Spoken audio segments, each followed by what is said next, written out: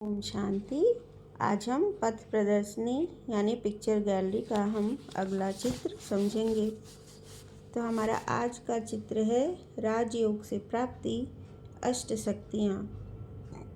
राजयोग द्वारा अष्ट शक्तियों की प्राप्ति, attainment of powers through Rajyoga.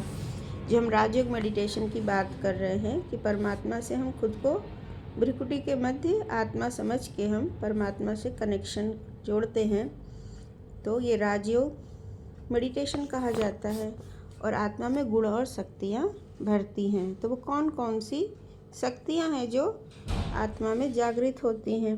ये देखिए, राजयोग से प्राप्ति अष्ट शक्तियाँ। राजयोग के अभ्यास से अर्थात मन का नाता परमपिता परमात्मा के साथ जोड़ने से अविनाशी सुख शांति की प्राप्ति होती है।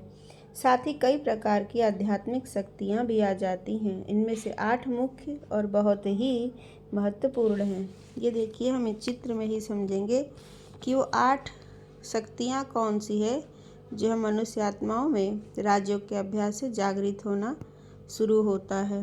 देखिए, समेटने की शक्ति, पावर टू पैकअप।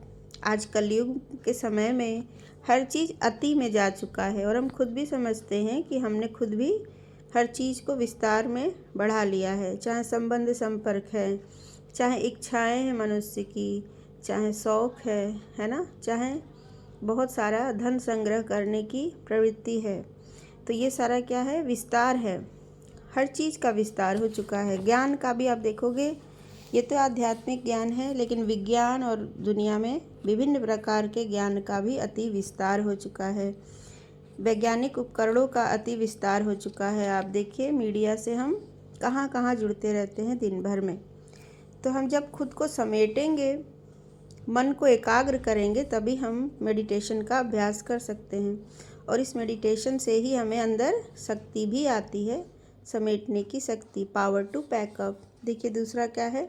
सहन शक्ति, पावर टू टॉलरेट। यही शक्तियाँ हैं जो आत्मा में हमेशा थीं। आत्मा का ये मूल गुण हैं, लेकिन हम धीरे धीरे कई जन्म लेते लेते कलयुग के अंत में यानी अपने आखिरी जन्म में हम इन शक्तियों को खो चुके हैं। हमें लगता है आजकल सहन शक्ति किसी में नहीं है। बच्चों को थोड़ा सा डांट दो, रिएक्ट करते हैं। वो सहने की शक्ति नहीं है। हम बड़ों में भी नहीं रह गई है कि हमारे घर के बड़े बुजुर्ग हमें कुछ बोल दें, हमारा सहयोगी, हमारा पार्टनर भी हमें कुछ समझा रहा हो, लाइफ पार्टनर, तो हम सहन नहीं करते। भाइयों में भी, बहनों में भी, सभी में, आप सभी आत्माओं में देखेंगे, बच्चों से लेकर वृद्धावस्था तक की सहन शक्ति अब सब में कम हो चुकी है। टॉलरेट कोई नहीं कर पाता है। तो ये शक्ति भी अत्यंत आवश्यक है समाज में मिलजुल के रहने के लिए, परिवार में सबके साथ चलने के लिए, अपने वर्किंग प्लेस पे अपने एम्प्लॉइज़, अपने बॉस, सबके साथ अच्छे से तालमेल रखने के लिए फ्रेंड्स, सहन शक्ति का होना बहुत ज़रूरी है। दूसरा है समाने की शक्ति, पावर टू एडजस्ट, यानी दूसरों के गुण और व्यवहार को समाने की शक्ति। यहाँ सागर को दिखाया है कि सागर में वो शक्ति है कि सारी नदियों के पानी को अपने अंदर समा लेता है ना। तो ऐसे हमारे अंदर भी दूसरों के व्यवहार, दूसरे की प्रकृति से हम परेशान ना हो। हम देखते हैं ना कि दूसरा अलग तरीके से उसका नेचर है, हमें पसंद नहीं आ रहा है, लेकिन हम एक्सेप्ट नहीं करते हैं और इसीलिए हमारा कार्मिक अकाउंट अपोजिट यानी निगेटिव बनता है। हम एक्सेप्ट नहीं करते हैं तो उसको रिजेक्ट कर रहे हैं। इसका मतलब रिजेक्ट करेंगे तो उसको रिजेक्शन वाले एनर्जी यानी निगलेक्ट करने वाले और निगेटिव एनर्जी उसको जाएंगे। तो हम दूसरों के स्वभाव संस्कार थोड़े कम अच्छे हैं या जैसे भी हैं, उसको अगर हम समाने की शक्ति रखते हैं, जैसे परमात्मा हमारे दुर्गुणों को भी समा लेते हैं और हमें अच्छे नज़र से देखते हैं, तो हम पावर टू एडजस्ट कहते हैं इसको। हम एडजस्ट कर रहे हैं ना, हम किसी को भी रिजेक्ट ना करें, तो ये भी हमें बहुत ज़रूरी है। फिर देखिए, पावर टू डिस्क्रिमिनेट यानी परखने की शक्ति।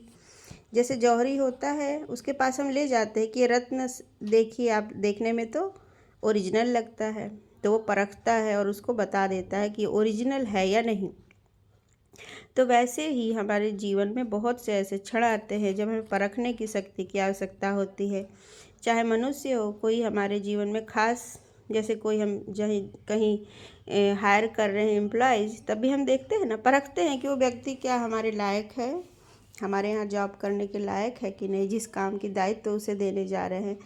तो हम परख लेते हैं। जितना ज़्यादा हमारे अंदर परखने की शक्ति आ जाएगी, उतना ही परफेक्ट हम लोगों को परख सकते हैं। पावर टू जज, जजमेंट करना, राइट एंड रॉन्ग का जजमेंट होता है, अच्छा या बुरे का होता ही है, और किसी की कितनी कैपेसिटी है, क्या गुण है, शक्तियाँ हैं, वो भी हम जज कर सकते हैं। चरित्र का भी जजमेंट होता है। तो हमारे अंदर भी जज करने की शक्ति होनी चाहिए, और ये सारी शक्तियाँ आत्मा के मूल गुण हैं। अब ये देखिए, सामना करने की शक्ति। कोई भी ट्रेजिडी हो जाती है घर में, कोई शरीर छोड़ता है, कोई असमय शरीर छोड़ता है, तो उस समय हमें सामना ही करना पड़ता है, क्योंकि हमारे पास और कोई चारा नहीं है। ना ही हम उस परिस्थिति को बदल सकते हैं, जो हो चुका उसको कोई भी बदल नहीं सकता है, पास्ट हो गया वो, और इसलिए हमें वहाँ पे सामना करना पड़ता है, दुखों का सामना, क्योंकि वहाँ पे हम अपने अंदर वो शक्ति ले आएंगे सामना करने की, तभी हम खड़े होके वर्तमान में भी व्यवहार कर सकेंगे, और भविष्य में भी हम अपने आप को धीरे धीरे मोल्ड करते हैं कि हाँ, ये जो होना था वो होना ही था। तो सामना करने की शक्ति। फिर सहयोग शक्ति, पावर टू कोऑपरेट। कहीं भी आप देखते हो, घर में भी ज़रूरत पड़ती है, कोई बड़ा हम पूजा पाठ रखते हैं, कोई प्रोग्राम रखते हैं, तो हमें लगता है कि कुछ आत्माएं ऐसी होती हैं जो कोऑपरेट, बिना बोले भी वो कोऑपरेट करते हैं। उनके अंदर वो गुण है, वो शक्ति उनके अंदर है, सहयोग। वो देखेंगे आपको परेशान नहीं देख सकते, आपको अकेले काम करते नहीं देख सकते, और वो स्वतः ही हाथ बटाने आ जाते हैं।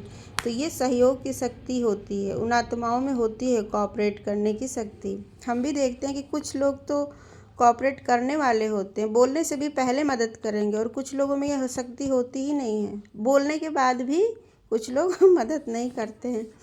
तो कोऑपरेट करने की शक्ति भी आत्मा का एक गुण है और विशेषता है। विस्तार को संकीर्ण करने की शक्ति। कछुए का उदाहरण दिया है कि कछुए को जब आवश्यकता होती है तब वो अपनी कर्मेंद्रिय बाहर निकालता है, मुख पैर आदि निकालेगा, चलेगा, चलो भोजन की आवश्यकता है, जाएगा।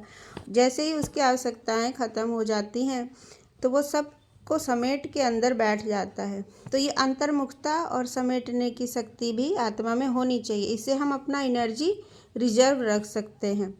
तो इसलिए हम देखते हैं कि अगर हमें भी व्यर्थ की बातों में नहीं जाना चाहिए, जितना आवश्यकता है उतना हम अपने मन, बुद्धि, और ये जो 5 सेंसेस हैं, स्थूल में भी मिले हैं हमें, आँख, कान, नाक, कर्मेंद्रियाँ मिली हैं, और सूक्ष्म में भी हमारे सोचने की शक्ति यानी संकल्प शक्ति मिली है।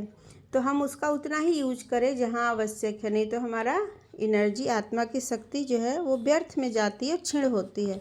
तो समेटने की शक्ति भी आत्मा में होती है। महान आत्माओं में और संपूर्ण प्योर पवित्र पावन आत्माओं में ये 8 शक्तियाँ होती ही हैं। उसी को दोबारा जागरण करने की आवश्यकता है। इस समय कलयुग के अंत में आप देखेंगे कि ये सारी शक्तियाँ लोगों में कम हो चुकी हैं, हमारे में भी कम हो चुकी हैं, सब में ही कम हो चुकी हैं, बच्चों में, वृद्ध में, युवा में, स्त्री हो या पुरुष हो। तो राजयोग के अभ्यास से आत्मा में परमात्मा से स्वतः ही एक वाइब्स, ये करंट है, ये दिखता नहीं है, ये ऊर्जा है। जैसे लोअर चार्ज से हायर चार्ज में क्या चार्ज ट्रांसफ़र होता है ना, साइंस वालों को पता होगा।